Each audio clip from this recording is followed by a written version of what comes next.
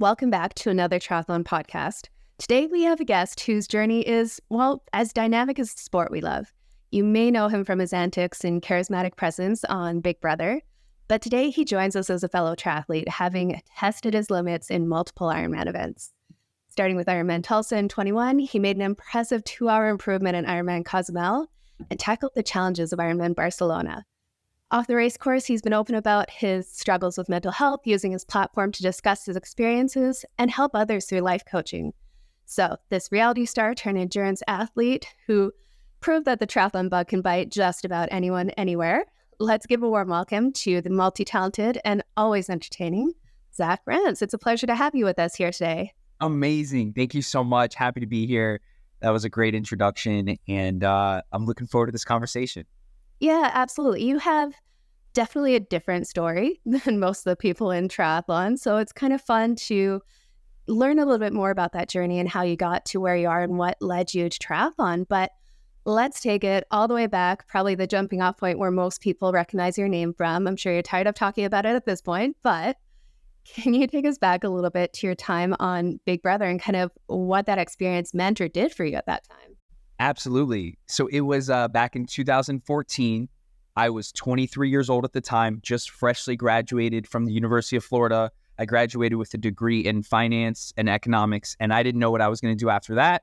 Serendipitously enough, Big Brother not reached out, but they did a casting call in Gainesville. There was one of 26 cities that they came to. I showed up. I ended up getting cast on the TV show. I knew nothing about the show, and for all the triathletes out there that don't know what Big Brother is, it's a game show for 16 strangers, 8 girls, 8 guys competing for $500,000. We do endurance challenges, we do mental challenges, we do memory challenges, and every single week, the house votes out someone, and at the end of it, whoever ends up being the last man standing gets $500,000.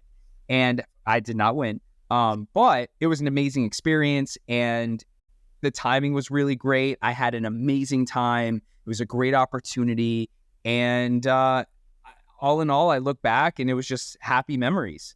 But that was 9 years ago at this point. And, after the show, you come off of these reality shows with a little bit of fame, a couple 100,000 Instagram followers, articles being written about me, meet and greets, club appearances, people wanting to do sponsorship deals with me and things like that. And I said yes to all those opportunities. But a lot of that attention, most of it, went right to my head. And I became an egotistical, narcissistic, pretentious douchebag. I was a jerk. And I was very young at the time, and I got handed a $30,000 check in 2014 at 23 years old. And I thought it was a lot of money. And my mental health was severely impacted because of my big ego that was the result of all this attention. And started abusing a lot of alcohol. I started spending all my money on expensive bottles and expensive clothes and things I didn't even really like to impress people I didn't even know. And 6 months of that ended up resulting in a lot of depression and just, I didn't have a lot of clarity on what I wanted to do with my life. And then in 2016, I got into real estate. A friend of mine, actually someone who was on Big Brother, had a real estate company. And she asked me if I wanted to be a sales associate, got paid $40,000 a year to show houses. I didn't get any commissions or anything like that, but I learned a lot. And by having a 60-hour per week commitment, like an actual job, I was forced to wake up early. I was forced to sharpen my time management skills. I was forced to learn more about personal growth and sales and leadership and networking and a lot of these things that, we're all trying to do on a daily basis. So from there, I've just been super passionate and obsessed with personal growth and self-development. And my physical health is something that's really important to me, obviously, because it kind of all starts there. And it wasn't until 2020 that I was introduced to Ironman for the first time. And I can, we can go into the story about how that happened. But Big Brother was meant to happen. I believe everything happens for a reason. And even though there was a lot of good, there was a lot of bad that came from it as well. But, it's all part of our journeys. Yeah, absolutely. And that had to be quite the challenge, just thrust from obscurity in school to right on the center stage with hundreds of thousands of people watching you, reaching out in this social media day and age. I can't imagine some of the messages or things that you got. That must have been quite the transition to come down from that fame and celebrity to, obviously that starts to peter out a little bit as the years go on from that Ironman appearance. That that had to be quite the struggle just to kind of find that sense of balance, find that sense of yourself again, and go from that to a 9-to-5 job, or it sounds like even more than that. Yeah. That was like the challenging journey, I'm guessing. Absolutely. It was very challenging, but life isn't easy. Great things aren't easy. If we want to feel good, if we want to be happy, if we want money, if we want success, if we want to complete a 140-mile race, it's going to suck at some point. So going into it, I wish I knew that my mindset of acknowledging and understanding and expecting tough things, I wish I had that mindset earlier. But now, as the hard things that we chase end up being the greatest things that end up making us feel the best. So Absolutely. It was a big learning lesson. And again, humility is something I really try to embody, a beginner's mindset, right? When it comes to Ironman, even though I've completed 2 Ironman, I have a coach that I work with, right? I'm always watching YouTube videos on perfecting my swim technique. So it's like operating from a beginner's mindset in everything I do, whether it's meditation or personal finance or real estate or travel or Ironman or being a life coach. It's like constantly trying to learn and grow. That is such a great perspective, and one that I don't think enough people take, because if you're not open, if you're not willing to be a little bit vulnerable, say, I don't know what I'm doing, I don't know, I'm not the expert in this, then you're never going to learn anything. And that's kind of the beauty of Ironman, is that there's always something new to learn. And the reason we do Ironman is because day-to-day life is physically too comfortable. You need that challenge. You need something that takes you out of that comfort zone. And that's where that growth happens. And it is painful at times. Absolutely. But that is some of the best parts of it. But we will jump into, let's hear the story. How do you go from being a reality TV star to start deciding to do an Ironman? Where did that idea first come up? So I started my life coaching business in 2020, right when the pandemic hit. I was stuck at home in March of 2020, and I was like, how can I make money from my computer? Mix that with me being glued to the TV and watching the news every single day, like most of us. Yeah. And it was really impacting my mental health. And I was watching too much news, and it was kind of scary. And I was realizing that I'm giving too much of my attention to the media and to, just news. At the end of the day, news is just entertainment, right? It's not news anymore. If it was real news, we wouldn't have to hear it from the TV. Our phone would be blowing up because the world's ending, right? It's really just entertainment at the end of the day. So I went on Instagram and I said, what's up, everybody? I'm like holding a phone like a selfie. What's up, everybody? My mental health has been severely impacted in a negative way. If you feel the same way because of COVID, schedule a call, click the link in my bio, et cetera, et cetera. I did about 40 calls over the next 10 days or so. And I was kind of walking people through how to cope with a lot of the anxiety and depression that was happening from COVID. And, since 2016-ish, and I've been on my own personal growth journey. So even though I'm not a therapist, I'm not a physician at this point, I wasn't a certified life coach, but I was doing a lot of inner work behind the scenes over the last 5 years. And so people were coming to me that, I'm scared, or I don't know what to do, this, and this. And I would say, hey, just go outside, tie your shoes, go for a 20-minute walk. Or I'd say, hey, try meditating for 20 minutes. Pick up a book, walk away from the TV, and just read for an hour. And these conversations were very helpful to other people, but they were also extremely helpful to me, because I can't tell someone else to exercise and meditate if I'm not doing it. And the best way to learn is to teach. So as I'm helping people through their mental health struggles and challenges, it's helping me with my mental health struggles and challenges, right? So it added that extra layer of accountability. And the more conversation I was having about this personal growth, self-development, mental health, meditation, et cetera, it was giving me more identity that, hey, this is who I am, this is what I'm about, this is what I'm passionate about. So started as a coach as 2020. I had a client, I'm getting to the Ironman. I had a client who said, Zach, my goal is to run an 8-minute mile. I said, dude.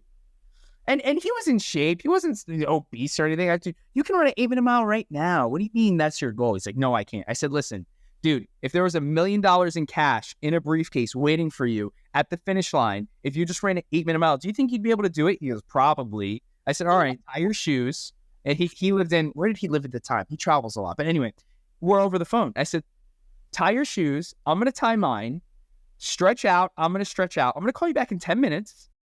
And we're going to run this mile together. And he said, okay. And in my head, I'm like, I wonder how fast I can do a mile. I'm like, I'm going to try to break 6 minutes, right? So we run this mile. I end up running like a 6:05. He ends up running an 8:02.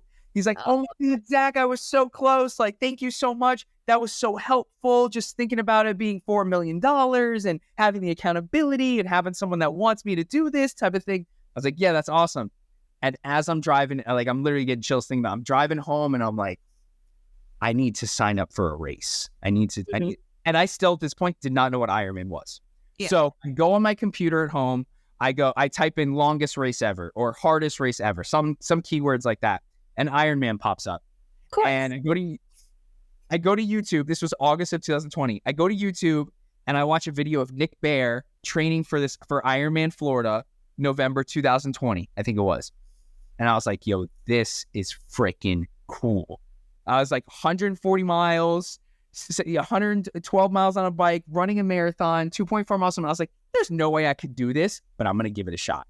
And I kid you not, from the moment I got home and went on my computer to signing up for an Ironman, it was less than 45 minutes because I went on Ironman.com right after I watched this video of like 10 minutes of this video, looked at the races, picked May Tulsa because it was like 7 months away. Mm-hmm. And I paid the $800 and I signed up. And then I went on Instagram. I typed in Ironman coach, got on the call with an Ironman coach the next day, hired him, bought a TacX Flux S2 trainer. I already had a triathlon bike because my grandpa has a few bikes, and the rest was history. Oh, I love it. And it's so funny. That is, triathlon definitely attracts a certain type of person in there, especially when you're looking at Ironman, looking at the long distance.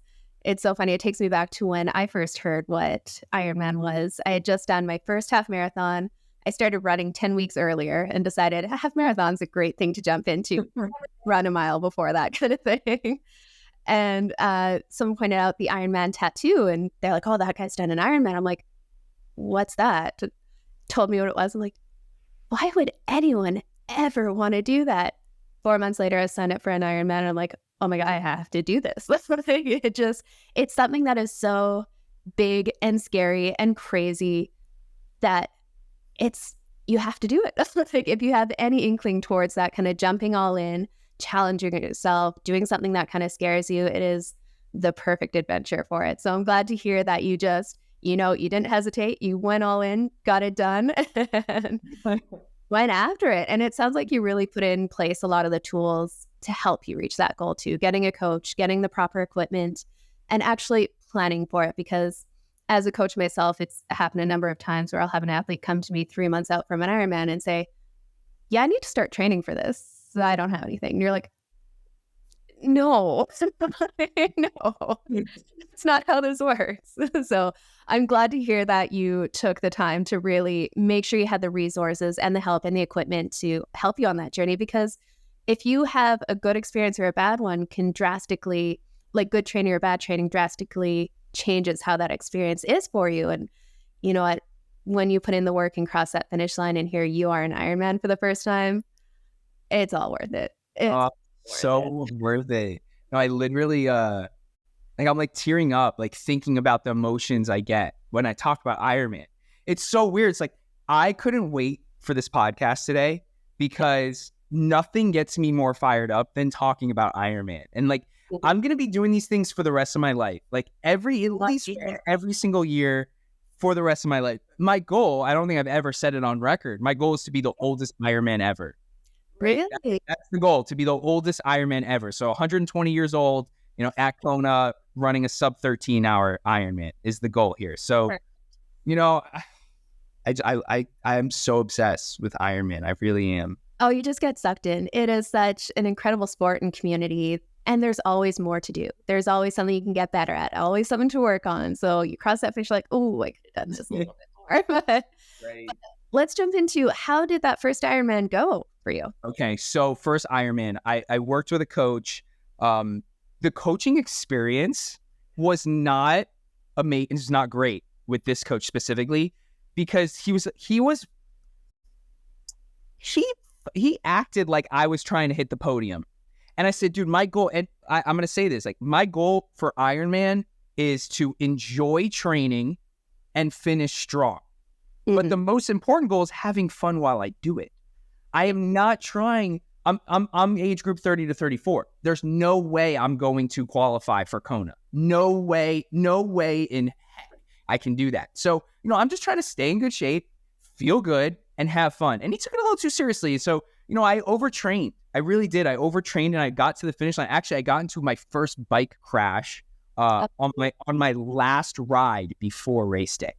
It was like 10 days. I was tapering, obviously, and it was like a short hour and a half ride, and I crashed, and I, strawberries all down my side. My wrist was, and I wasn't in terrible shape, but long story short, I tried to wear a brace on my wrist, and during the swim, I just took it off. And anyway, the race swim was tough. The bike, there was a lot of potholes. I finished the bike, I think, in like 7 hours, maybe a little more than 7 hours. And then the run, mile 12, I get to mile 8 and I was like, I'm going to finish. And then mile 13, 14, my psoas, like groin muscle type of area was just killing me. And I limped the last 8 miles. I think I finished at like 11:40 p.m. that night. It was a long day. 16 hours and 18 minutes, I think was my time. But oh my God, you look at the picture of me afterwards, I'm like, biggest smile of like crying thing, biggest smile on my face ever. Like, it was honestly one of the best days of my life. It was tough, but you see like overweight, and no offense to people that are overweight, and so much respect to people that are overweight and doing this, but like you see like extremely overweight people accomplishing this. You see 80-year-old frail women accomplishing this, like literally flying past me on the bike. And it just gives you this feeling that anyone can do this. And obviously, like you said, the community and the atmosphere and the volunteers and there was no way I wasn't finishing. There was no way I was going to let that happen. Willing to die in Tulsa. Willing to die in Tulsa. I love it. And I love that mentality too. And it can be a humbling experience. We got one person who's inspired a ton of people is Sister Madonna Buder, who's like in her 80s doing Ironmans and going to the world championships every year. It's like, okay, if she can do this, why can't I? It's not like, and it's so cool to see those different body types, those different like older people in there just accomplishing this. And it really shows if you put your mind to something like this, if you put in the time, put in the training, the possibilities are endless, and absolutely anyone can do this sport. So it's a fun challenge. But when it came to your next Ironman there, I saw you took like 2 hours off your time. What changed between those 2 Ironmans? What was the difference in there? So my second time, Ironman Cozumel 2021, I did not work with a coach. I really did not train that much. And I focused more on yoga, mobility. Yeah, I did a couple runs. I didn't do a ride over 3 hours. I didn't do a run over 12 miles, but I was just feeling good. And I was enjoying it more the second time than I was the first time, taking it seriously. And taking it seriously the first time. Second time, didn't really take it so seriously. Now, how I shaved off 2 hours, I'm going to give all the credit to the conditions that day. Even though there's videos on YouTube to all those people out there that want to know how crazy the conditions were, go on YouTube and type in Ironman Cozumel 2021. The bike, I kid you not, there was so much water on the bike that when at a certain point, the water was like over your shoes, over your pedals. And we're like, you had to really slow down to get to this water. But the swim was a strong tailwind. I think Kristen Blumfeld, I think his name is Christian Blumfeld. Yeah. He did like a 38-minute swim because the current was just so strong in our favor. I ended up getting out of the water in 55 minutes, which was I was like, I got out the water, felt great, got on the bike. I think I did like a 7-hour ride. The bike wasn't as easy because of the rain and stuff, but Cozumel is known, correct me if I'm wrong, Cozumel is known as like a lot of wind, because you're going around the island. So at one part of the island, there's strong headwind. And then also it's extremely hot and humid. Now, I'm a Florida boy, right? And I ride my bike on my trainer in my garage in 90-degree weather with like crazy humidity. So I'm definitely prepped for the heat.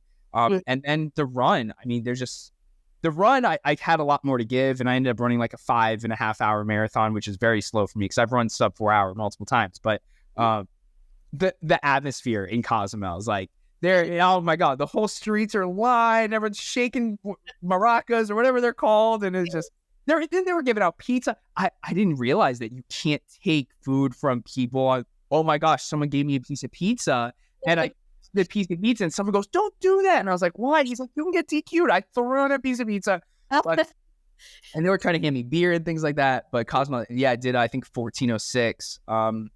So I don't know what it was. Maybe I was enjoying it more. Yeah, and you know what? There is a big difference if you're like overtrained and tired going in and just not in the right headspace to push.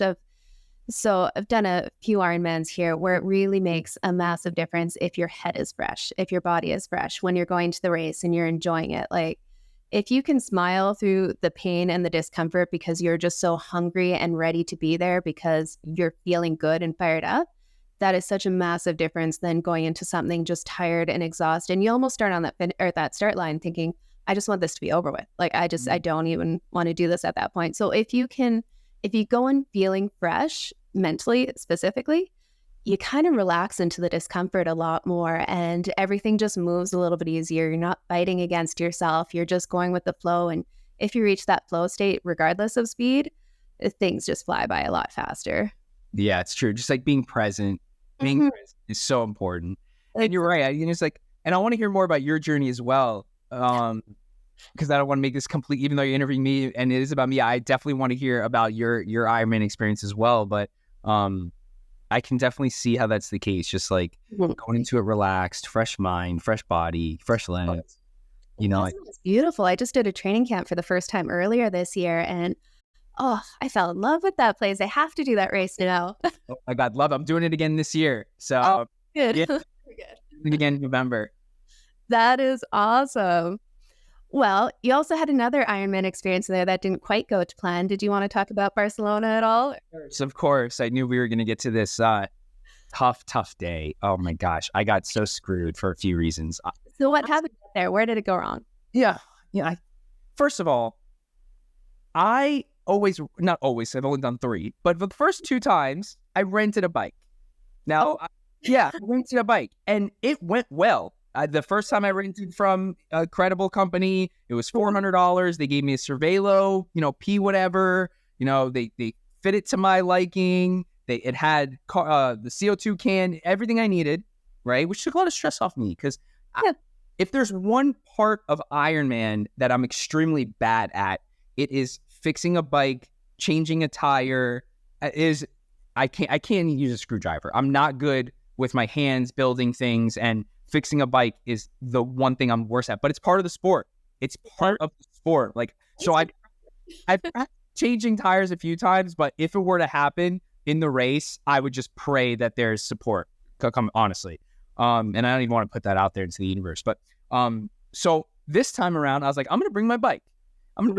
This time. And I bought a $700 Scion triathlon bag, and I started taking my bike apart. And as soon as I started taking my bike apart to put it in this, and I'm like reading the directions, I'm like, this is not going to end well. But I did it. I brought my bike there. As soon as I got there, I didn't know how to put my bike together. I was extremely stressed out. It was like there was a lot of stress in the travel. Going to Barcelona, I mean, it's far, and yeah, and I don't want to make excuses or anything, but it was just, there was a lot of moving parts. There was a lot of logistics that weren't present when I just quickly flew an hour to Cozumel or, flew to Tulsa. Barcelona was kind of bigger production, and mainly because I decided to bring my bike, which I now regret.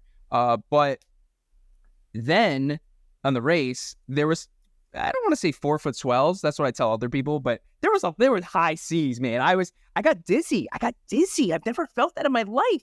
I was like, 30 minutes into the swim, and I'm like super dizzy, and I had to stop for a second. So I get out the water in like an hour 30, and then the bike, which was, I cried so much. My bike broke mile 10. Like my derailleur on my back tire wasn't shifting, and I'm hitting the shifter, and it wasn't shifting. Thank God I was in, I know nothing about bikes, like the hardest gear. So like this gear, I guess. So thank God I was in that gear, but I was stuck in that gear for 100 miles.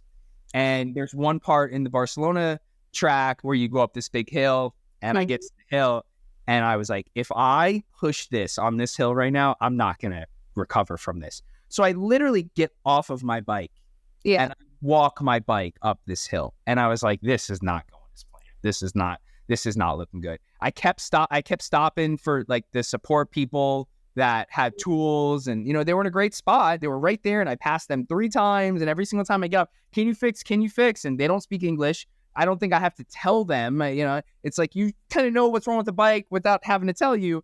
And no offense to them or anything. It's just, there was a communication barrier, and they couldn't fix it. And I said, just give me the bike. And I kept going. And then I ended up being the last person out on the course. I'm gonna cry thinking about it. I'm like, oh, really? It came to a point where I was like, oh my God, there's, you know, because you go back and forth a couple times, and the first time I go back, there's like 40 people behind me. And the next time I go back, there's like 3 people behind me. And then 7 hours into it, I realized there is no one behind me. And I was like, this is not going well right now. And then I had like, so sad, because I had like 3 miles left. Okay. It was not far. It was another 20 minutes. Oh my God. I was so close. It was not far. And I kind of just like stopped for a little bit. You know, my legs were obviously hot. Like, it was hurting. I think that gear would be brutal on the muscles. And then I get in, and I was like, get in, and I get into T2. I hop off my bike, and I'm going through, and I'm off my bike. And the volunteer, the judge, or whatever you want to call him, goes, bib number 2868, is he good? And I hear on the walkie-talkie, not good, 806, not good. And I was like, I didn't pay attention. I kept going. She runs over to me. Excuse me. You're DQ'd. Can I have your chip? Oh, no. No. And I felt good. Like, I felt good. I would definitely finish the marathon. And I had time.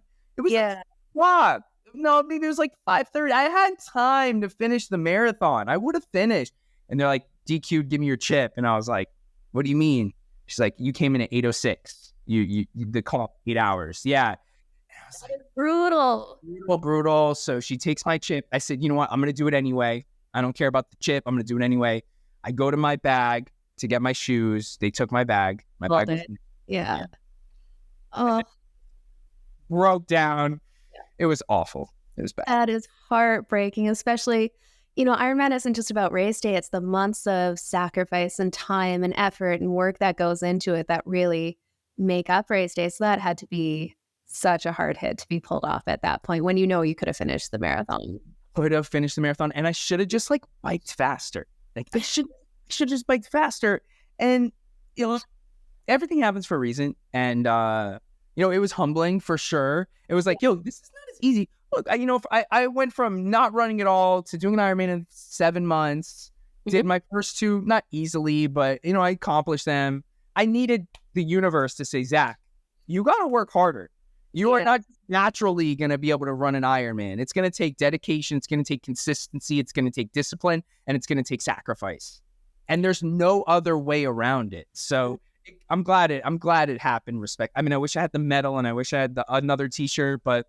Yeah. You know, I so appreciate your mindset around it, though, right? Like, it sounds like it's happened a couple times where you do kind of get these hits from the universe, but you take it as a positive. It can be a humbling experience, but there's something to be learned from it. It doesn't. So many people would take that, it would knock them down and be like, hey, no, I'm done. Screw this. Like, I'm off, right? But it's very cool to see that you have that mindset where you're like, no, okay. I can learn something from this. It's just going to make me better, stronger, whatever in the future, and have those mental tools from having a situation like that. So I think more people need to take that perspective when they do get knocked down, because, you know, that's how you get stronger. That's how you grow. That's it. And, you know, also, there's so many areas of my life that have also vertically scaled from just doing Ironman. It sharpens your time management skills. It increases your self-discipline. It forces you to be accountable about high quality sleep and good nutrition. And, you know, I've never felt this good in my life. I've never looked this good. I've never been so inspired and had so much purpose in my entire life. I owe all of it to Ironman. And it's the best thing in the world. I love it. Love. So you've been pretty open about kind of your mental health struggles, not only on this conversation, but outside of this too. How do you feel kind of Ironman has either affected or been a part of those mental health struggles, whether it's helped you, or how is that tied into overcoming some of those? Absolutely. So I believe that mental health is a muscle. And in order to work out that muscle, you got to do a lot of inner work. You got to be aware of your thoughts. You got to put your health first, right? So it's increased my confidence. It's, these training sessions, I hate the bike. And as soon as I get off this, I got a 2,000-yard swim, which isn't that much, but for me, it's kind of a lot. But I have a 2-hour ride on Saturday. That's not easy, sitting in a saddle for 2 hours. And, I can easily stop at an hour 40 or an hour 30 and things like that. But it's no, you got to finish what you started, right? And even though that doesn't have so much to do with mental health, pushing yourself out of your comfort zone and increasing your confidence and showing yourself that you can do it. It will get better. It will get easier. Mm-hmm. Is really big. And there's obviously a lot of physiological benefits to physical exercise, right? That influence your mental health directly, whether it's dopamine or serotonin or cortisol, whatever you want to call it. I believe there is a laundry list of direct correlations between physical health and mental health. Couldn't agree more. And actually that really speaks to me. So a little bit about my background. I was overweight my whole life, never played sports, never did anything active. I was the shy, quiet one in the corner, turned bright red whenever anyone started talking to me, super quiet and shy. And it wasn't until I lost about 50 pounds through weight training initially, and then was looking for a way to keep it off and jumped right into triathlon kind of obsessively like I do with things, and started to see some results in triathlon where it really changed my perspective on life, because once I started seeing what my body was actually capable of, and exercise became about something more than what I looked like, it became about seeing what I was actually capable of. Just the shift in my confidence was something that was absolutely drastic. I found a voice. I started putting myself out there, doing things like acting and modeling because nothing sounded scarier, but I'd kind of built up this confidence. That's something I would have never done before, but seeing how strong physically I could be, it's well, what else can I do? What else is out there, right? So that speaks so much to me. Triathlon drastically changed my life. And it's just fun to hear other people's stories that it had a very similar effect, because it is something so big and scary and awesome and wicked. Right. So actually, I don't know how many more questions you have, but I'd love to hear more about your Ironman experience so far, how many you've done, what are some of your Ironman goals? Actually, I want to ask you this question. Do you mind if I ask you some questions? Go for it. Okay, cool. What is your next Ironman on the calendar, and what's your goal for that Ironman? My next Ironman on the calendar is the Ironman World Championships in Hawaii here. And my goal is to go around 10 hours there. So I'm hoping for a top 5. So what dedication, sacrifice, and training plan, how many hours do you put in a week to try to keep that goal? So it's changed over the years. I got into triathlon about 10 years ago. Did the same thing I did with the half marathon. Decided to learn how to swim and did a half Ironman 10 weeks later, and figured I probably wouldn't die, and didn't, so kept doing it. Jumped all into triathlon and actually got started with a coach very early on after my first triathlon, and started to see some success there. Did my first Ironman just over a year after that first one, and I was lucky enough to have a coach that was very much attuned to writing plans for specifically where I was. I went to him and said, I want to be competitive in an Ironman. He said, let's just see what your body can do, and we'll kind of go there. But responded well to the training and ended up coming third in my first Ironman there, just minutes off a Kona spot with a bike mechanical. Just heartbreaking timing.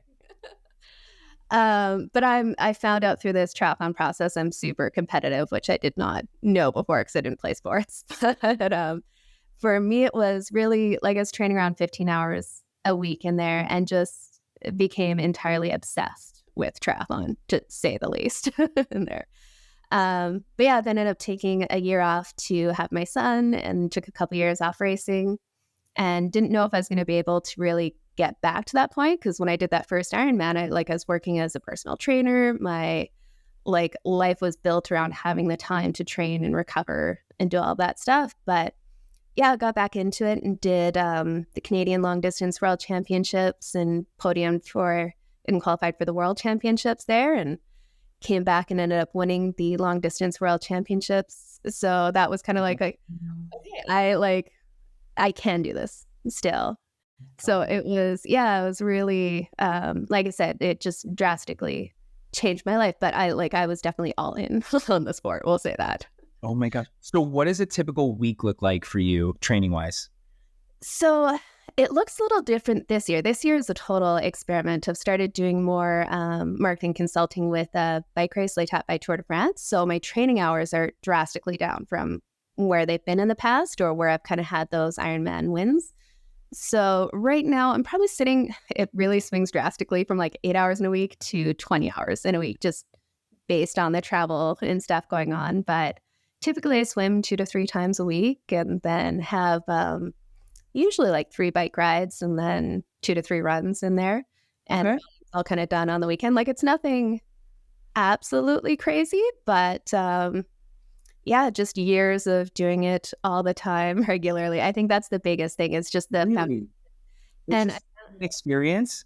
Yeah, just like even I did Chattanooga last year and ended up coming second there and kind of fourth overall for the females. And that was like, I, again, wasn't training as much as I had before, but I had 10 years of endurance training in the background. So I think that's with Ironman, the biggest lesson I've learned is just consistency and layering fitness on top of fitness. It's just, it doesn't have to be anything crazy. It's just keep doing it. So let me ask you this. Do you think that if I just continue to do the exact same training sessions I'm doing now, maybe a little more volume, maybe quicker pace, I'll continue to get faster over the years? Yeah, so there's definitely a couple ways to play at it. So when I got started out, I saw a ton of success doing mostly zone 2 training. So that's basically that aerobic heart rate kind of thing. Because I was so new to all 3 sports, I had no aerobic foundation. And that's something I find a lot of triathletes are missing is that aerobic foundation. We all want to do the hard stuff, the fast stuff, the interval workouts on Zwift, like all that fun stuff, right? Right. People are trying to build the tower up higher without having that foundation. And like my pace in zone 2 went from 10-minute miles to 7.5-minute miles. So I'm running at the same heart rate at a conversational pace, but going much faster. But that takes volume. So there's a couple ways. You always have to keep adapting the training stress to see improvements. Like anything, if you want to make your muscles bigger, you need to put more stress on them, so they break down and rebuild. And you can do that a couple different ways. One, at a lower intensity, just building that volume and resiliency to that volume. Or 2, going higher intensity and building it up that way with the recovery in between. So you either have to go higher intensity or more volume in there. So if you do the same things over and over again with the same zones, but keep updating those zones so that the power output is higher or the pace is higher, that would help you continue to progress the whole way along. But if you stay at the same paces and the same powers and doing the same thing over and over again, then you may as well just be running your head into a wall because it won't change. So do you only use the Garmin? I noticed you have a Garmin, right? Is that a Garmin? Yeah. Is that heart rate monitor accurate, or do you have an actual heart rate monitor? Yeah, so I also have a heart rate monitor, but I'll say for 90% of it, I just use the wrist-based one. It's accurate enough. Different conditions will kind of throw it off a bit, but it's accurate enough. And a big fan of power on the bike. Power is almost like cheating. It's so good when dialing in the training. So I'm a huge fan of using that. Sorry? What power? What do you mean? Just like wattage? Yeah, the wattage on there. Right. Yeah. Okay. So what's your like FTP for 20 minutes? Like how much wattage can you hold? Sure. So my FTP is around 240 right now in there. And just kind of hasn't changed much over the years. It's just I can hold a higher percentage of it longer, essentially. Yeah. Okay, cool. Yeah, it's kind of fun. Ironman is just about consistency and just building it up. Your body gets stronger and faster as you go if you keep doing it. And I found I've built an app for strength training for endurance athletes because I started off with a foundation of strength just from that weight loss program was all strength training. And if you're resilient and not getting injured and have that foundation, it just makes all the rest of it so much easier. What's the app called? It's called Endurance Fit. Endurance Fit? Yeah. Let her right now. Awesome. Project. It kind of went from strength conditioning coaching into triathlon coaching because a strength conditioning coach helped me lose 50 pounds, which started me on this journey. And then a triathlon coach, I've been with the same coach for 10 years. And it's just been the most incredible experience. So Awesome. I follow my passion. Other people help me, so I want to do the same. For sure. Love that. Cool. Yeah. Well, the only other question I kind of had for you here was, what are you working on now? So it sounds like you're going to be doing Ironman Cozumel. Do you have any races before then, or that's your next one? No races before then. So Cozumel is about 3.5 months away. So putting in a lot more volume now.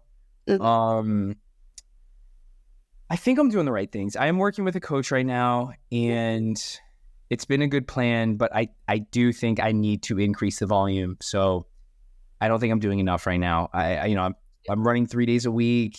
If I did 4 mile speed work yesterday, I got an hour 30 run this weekend, a 2-hour bike ride this weekend. I'm about to do 2,000 yards in the pool right after this. So, this is kind of like the biggest week I've had so far. Honestly, I haven't really been putting in a lot. I mean, I'm consistent with it for sure.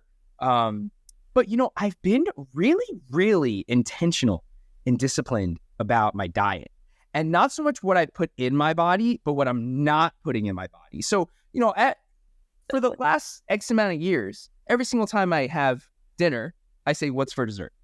But I'm like, you know what? Yeah, let's not have dessert tonight. And then it turned into, let's not have dessert for the next 2 days. And now it's, oh my God, I only have dessert on the weekends. And I don't know if that's it. And I've had 2 ACL surgeries. I've had 2 full ACL surgeries. And my knee is very heavy, and there's a lot of like crystallization in the muscle tissues that I can hear crack and things like that. But I've never felt so strong right now. So I don't know if it is that I'm just not eating as much sugar, because sugar is very inflammatory. And I'm in the infrared sauna every day for 20 minutes. I started the best sleep hack. I wear mouth tape, nose strip, and eye mask. And really? That is like been so, I get the best sleep now. And sleep is obviously the most important recovery tool, yes. Right? So I think there's a story about the coach of the France cycling team. And he was like, hey, we're just going to be a little better in each thing. He's going to just, make the bike 1% more aero. And he, cleaned the bikes 1 extra time throughout the week or throughout the day to get a little more dust off. And, they made their suits 1% more aerodynamic. And if you change a lot of these things, you dial a lot of different things in a certain way, you can make a ton of progress. So like a little bit better sleep, just stop eating dessert throughout the week, right? I started doing the sauna for 20 minutes, and those small changes makes me feel really good. I'm feeling really strong right now. So going to start upping the volume. So yeah, I'm really excited for Cozumel. Last time was a great time, and just being, I love like Latin culture and Mexican culture. I speak Spanish, so I like being down there and talking to everyone in Spanish and things like that. So I'm really excited for the trip. Really excited. Oh, it's going to be so good. And you're so right. Those marginal gains, they add up to drastic differences. It's really so often, especially age group athletes, sometimes they try to train like the pros. What they don't realize is the difference is the pros are doing these hard, crazy long workouts, and they're laying down and not moving. Like, we're not talking working on their computer. We're not talking like, they just lay down and do nothing. And age groupers don't have the time to do that. And that is the biggest difference in the performance between the pros and the age groupers, is just that recovery in between. So any rate to get that is huge. What's some of your favorite recovery techniques, or what do you think is a recovery technique that everyone should do? Compression socks, red light therapy, yoga toes, like lacrosse ball on the bottom of the feet, icing your knees. Yeah, I think, like you said, the biggest one I always talk about is sleep. Like, that makes the biggest difference. It affects your hormones, it affects your metabolism, it affects how fast you recover in there. Sleep is the absolute one that you need to get after. And that, just some mobility work to make sure that you have an adequate range of motion. You don't have to be some crazy yogi. Believe me, I went to a yoga retreat and it was embarrassing.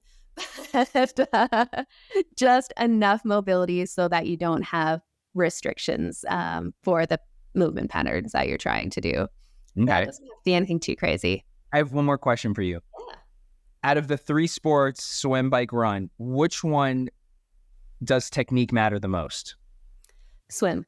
By far the swim. And that's why I'm mediocre at swimming and better at the other 2, because the other 2 you can just bash out some miles and eventually it'll get faster. Swimming doesn't work quite the same way. It takes a lot of technique work. Yeah. So when you're doing your technique, what's something that you're conscious about? Is it your reach? Is it your catch? Is it your push?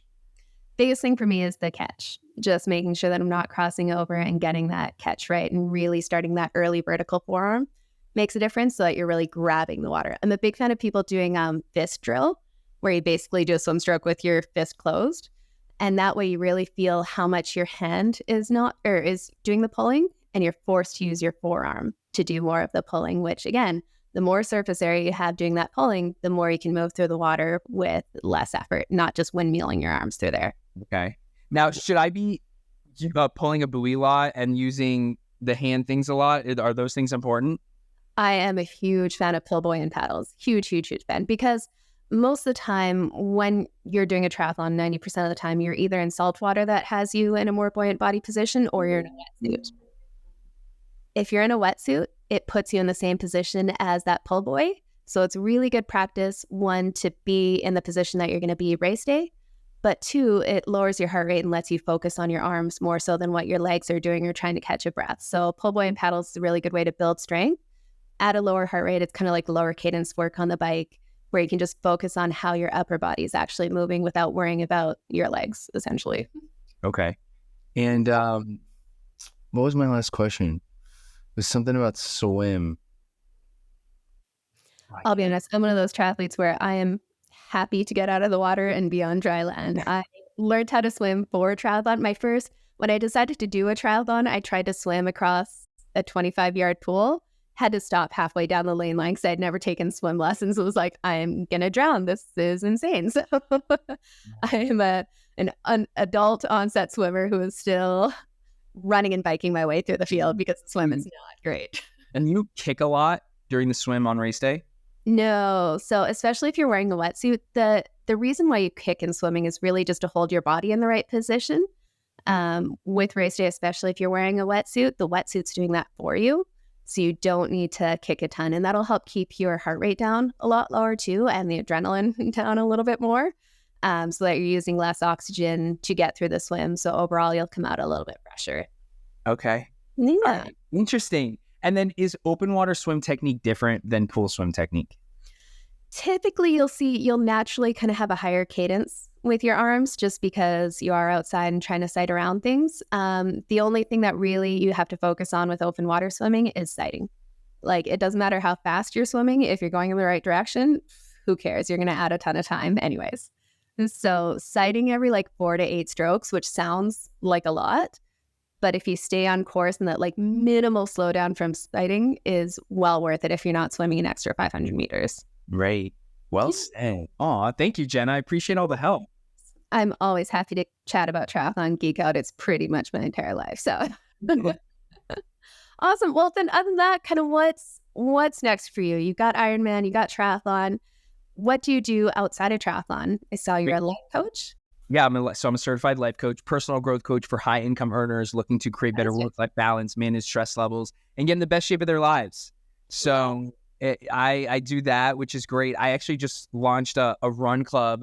It's a run club for non-runners. So helping people that have never ran a 10K, never ran a half marathon, accomplish their first race and seeing the other benefits that come from doing these races and training for these races. So those are the two services I offer. I'm about to publish my next book. It's a mindset book. So look out for I'm dropping the title here in the next couple weeks. So look out for that. And besides that, just traveling a lot. I like to travel. I go with my girlfriend to a lot of different countries, and we just like to, spend our money on travel. So going to Italy soon, Canada soon, and a couple other trips before Cozumel. What else? Where in Canada are you going? So I'm going to Toronto, Canada, actually. Oh, okay. I'm on the other side. I'm up in Calgary, Alberta. Oh, cool. Oh, very nice. Awesome. Cool. That'll be a fun trip. Toronto's cool. Yes. So that's everything that's going on here. And honestly, just spending a lot of time focusing on Ironman. It's that is the most important thing. So, yeah. Well, you're setting yourself up for a great time at Ironman Cozumel, and we'll be excited to see how you go here. If anyone wants to follow you on social media, where can they find you there? Absolutely. So you can head over to my website, lifecoachzach.com. That's Zach with an H. And all my socials are there. Or you can follow me on Instagram at Zach Rancey, ZACHRANCEY. Cool. And we will add all of those links to the show notes too, so people can easily find you there. Thank you so much for coming on. It was fun to kind of chat about that. A little bit of a different story from Big Brother to triathlon. It sounds like it's been an incredible journey. Thanks so much. Appreciate it. Have a great day. You too.